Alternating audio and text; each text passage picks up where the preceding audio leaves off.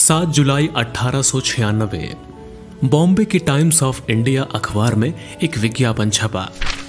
इसमें शहरवासियों को वॉटसन होटल में सदी की सबसे महान उपलब्धि और दुनिया के सबसे बड़े चमत्कार को देखने के लिए बुलाया गया था। उस विज्ञापन के अनुसार शाम को 4 अलग अलग समयों पर इस चमत्कार को देखने वाली जनता को हॉल में आने की इजाजत दी गई थी और हर एक शो का टिकट 1 रुपया रखा गया था, जो उस समय के हिसाब से एक बड़ी रकम थी। ये चमत्कार और कुछ नहीं बल्कि भारतीय उपमहाद्वीप में किसी फिल्म की पहली प्रदर्शनी थी।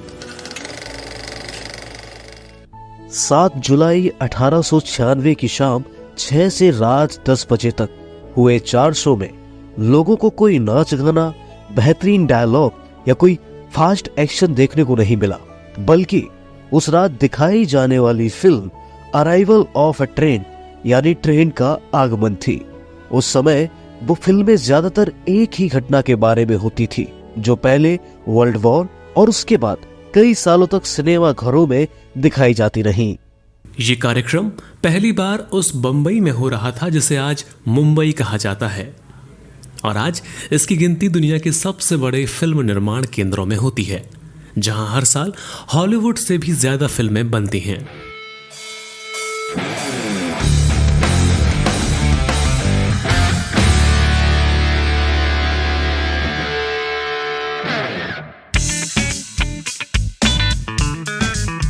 इस फिल्म को बनाने और भारत तक लाने वाले 2 फ्रांसीसी भाई थे, लुई और अगस्त लुइमर। इसके बाद इस तरह की कई फिल्में भारत में दिखाई जाती रहीं। कुछ स्थानीय लोगों पर इन फिल्मों का बड़ा जादू चला। ऐसे ही एक व्यक्ति थे महाराष्ट्र के रहने वाले हरीश चंद्र सखाराम भटवाडेकर, जिन्हें आमतौर पर सावे दादा के नाम से जाना जाता था। वे पेशे से एक फोटोग्राफर थे, जिन्होंने 1980 के आसपास बॉम्बे में अपना फोटोग्राफी स्टूडियो खोला था। 1996 में जब उन्होंने लुमियर भाइयों की फिल्में देखी तो वे उनके जादू से मोहित हो गए। उन्होंने तुरंत लंदन से एक मोशन पिक्चर कैमरा मंगवाया, जो शायद भारतीय उपमहाद्वीप में आयात होने वाला अपनी तरह का पहला कैमरा था। इसकी मदद से सावे दादा ने 2 पहलवानों पंडालक दादा और कृष्णा नेहदी के बीच मुंबई के हैंगिंग गार्डन में होने वाली कुश्ती को फिल्माया। लेकिन भारत की पहली फुल लेंथ फीचर फिल्म का निर्माण दादा साहब फाल्के द्वारा किया गया।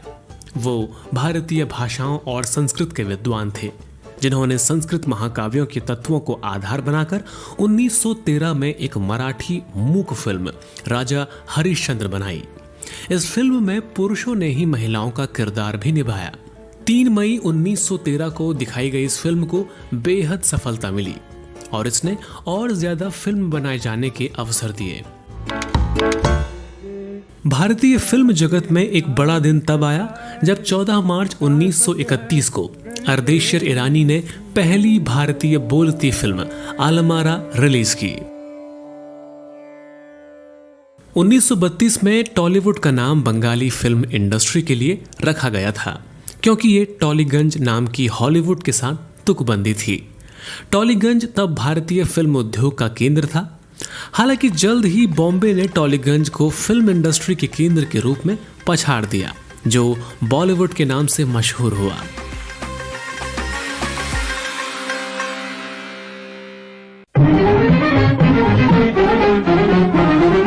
उन्नीस 1930 के दशक में भारतीय फिल्मों में साउंड टेक्निक के विकास के साथ साथ म्यूजिक वाली फिल्में जैसे इंद्र सभा और देवी देवयानी में नाच और गाने की शुरुआत हुई। देवदास जैसी फिल्मों की देश भर में सफलता के बाद कई बड़े भारतीय शहरों जैसे चेन्नई, कोलकाता और मुंबई में फिल्म स्टूडियो शुरू हुए।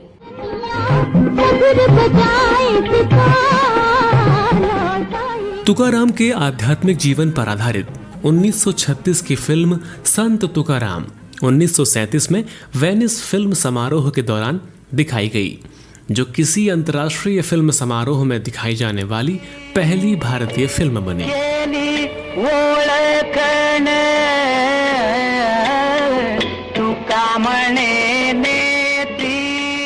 19 1940 के दशक के दौरान पूरे भारत के आधे से ज्यादा सिनेमा हॉल दक्षिण भारत में थे। तब सिनेमा को सांस्कृतिक पुनर्जागरण के साधन के रूप में देखा जाने लगा था।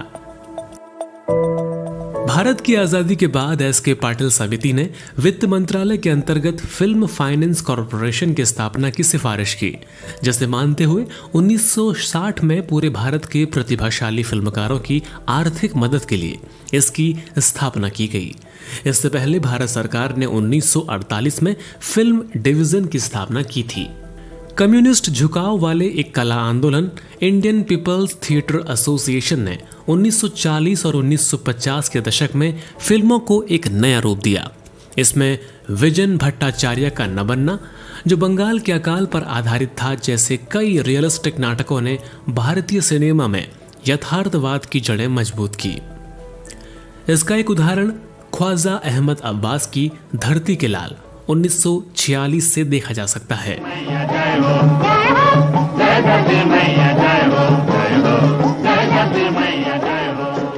इंडियन पीपल्स थिएटर एसोसिएशन से प्रेरित आंदोलन लगातार सच्चाई और वास्तविकता पर जोर देता रहा, जिसके परिणाम के रूप में मदर इंडिया और प्यासा जैसी भारत की सबसे अधिक पहचानी जाने वाली फिल्में बनी।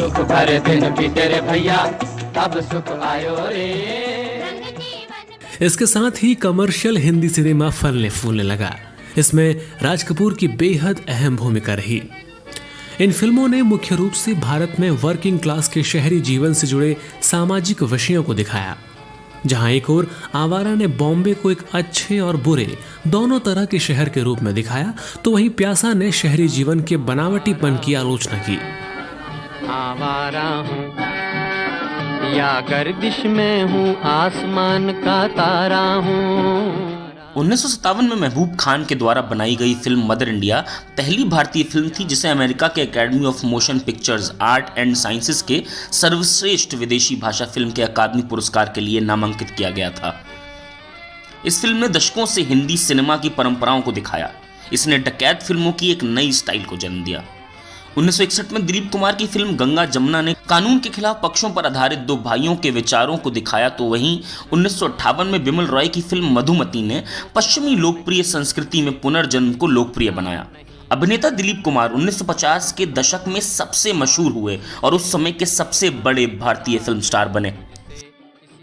रियलिस्टिक पैरेलल सिनेमा 1970 के दशक तक जारी रहा। कई भारतीय फिल्म संस्कृतियों में इसका प्रचलन रहा। इसके बाद के समय में भी आराधना, सच्चा झूठा, हाथी मेरे साथी, आनंद और कटी पतंग, अमर प्रेम और दुश्मन और दाग जैसी फिल्मों के साथ हिंदी कमर्शियल सिनेमा लगातार आगे बढ़ता रहा। मेरे सपनों की रानी कब आएगी तू, आई रुत मस्तानी कब आएगी तू। 1970 के दशक की शुरुआत तक हिंदी सिनेमा कुछ नए तरीके की फिल्मों की मांग कर रहा था। उस समय तक अमूमन गाने बजाने और रोमांस वाली फिल्मों का बोलबाला था। ठीक इस समय दो पटकथा लेखकों की जोड़ी, जिसे सलीम जावेद यानी सलीम खान और जावेद अख्तर ने भारतीय फिल्म इंडस्ट्री के एक नए दरवाजे को खोला। साल 1973 में जंजीर और 1975 में दीवार के साथ गंभीर हिंसा वाली बॉम्बे के अंडरवर्ल्ड की अपराध जगत वाली फिल्मों की शुरुआत हुई। जब तक बैठने को न कहा जाए शराफत से खड़े रहो। ये पुलिस स्टेशन है, तुम्हारे बाप का घर नहीं है। इन फिल्मों में जहां एक ओर जनता के बीच बढ़ते असंतोष और मोह भंग को दिखाया गया, तो वहीं दूसरी ओर गंदी बस्तियों सहित शहरी गरीबी, भ्रष्टाचार और अपराध के साथ ही कई विषय भी इसमें शामिल हुए। इन सब का केंद्र बना एंग्री यंग मैन वाला किरदार, जिसे तब के एक नौजवान और उभरते हुए मशहूर स्टार अमिताभ बच्चन ने बखूबी निभाया।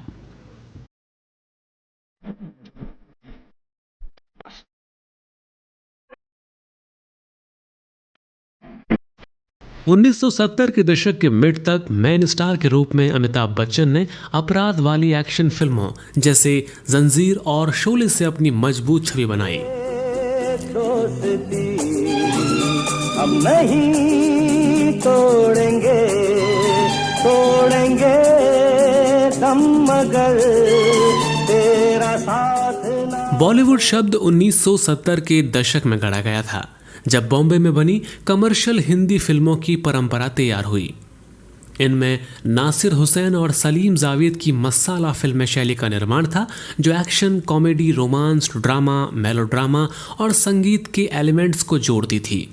इनकी फिल्म यादों की बारात 1973 को पहली मसाला फिल्म और पहली सबसे फेमस बॉलीवुड फिल्म के रूप में पहचाना गया। यादों की बारात निकली है आज दिल के द्वारे, दिल के द्वारे। इन मसाला फिल्मों ने अमिताभ बच्चन को उस दौर का सबसे बड़ा बॉलीवुड फिल्म स्टार बना दिया। एक और मील का पत्थर 1977 में मनमोहन देसाई की फिल्म अमर अकबर एंथनी बनी, जिसे और ज्यादा विस्तार मिला।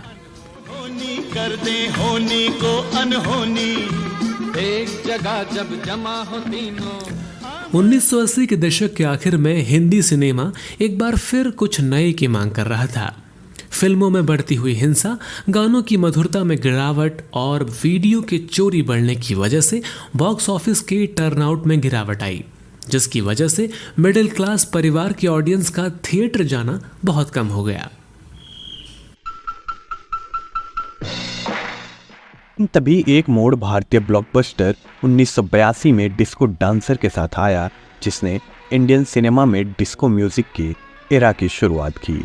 फिल्म स्टार मिथुन चक्रवर्ती और म्यूजिक डायरेक्टर बप्पी लहरी की उस दशक में भारतीय हिट फिल्मों की संख्या सबसे ज़्यादा थी। उस दशक के अंत में यश चोपड़ा की चांदनी ने बॉलीवुड के म्यूजिक रोमांस वाली फिल्मों के लिए एक नया फार्मूला तैयार किया। 1980 और 1990 के दशक में मिस्टर इंडिया, मैंने प्यार किया, खुदा गवाह, खलनायक, हम आपके हैं कौन, दिलवाले दुल्हनिया ले जाएंगे, प्यार किया तो डरना क्या और कुछ कुछ होता है जैसी फिल्मों को दुनिया भर में प्रसिद्धि मिली।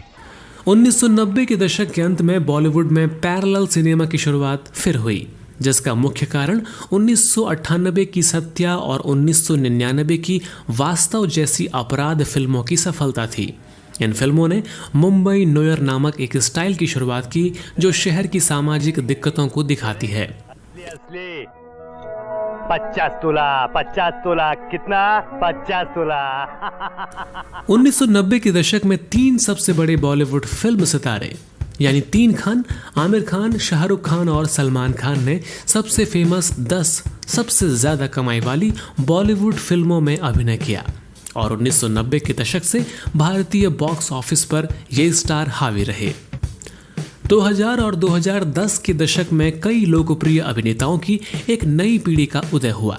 साथ ही कई नई अभिनेत्रियों के साथ ही सफल वुमन सेंट्रिक फिल्मों के लिए बड़ी पहचान मिली।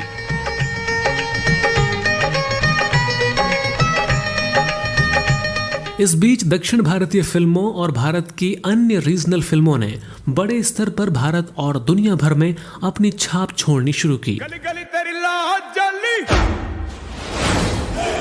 जियो रे बाहुबली। बाहुबली, केजीएफ और पुष्पा जैसी फिल्मों ने पूरे भारत में रीजनल फिल्मों को प्रसिद्ध करने में अपनी बेहद महत्वपूर्ण भूमिका निभाई और कई रीजनल फिल्म स्टार पूरे भारत में प्रसिद्ध हो गए।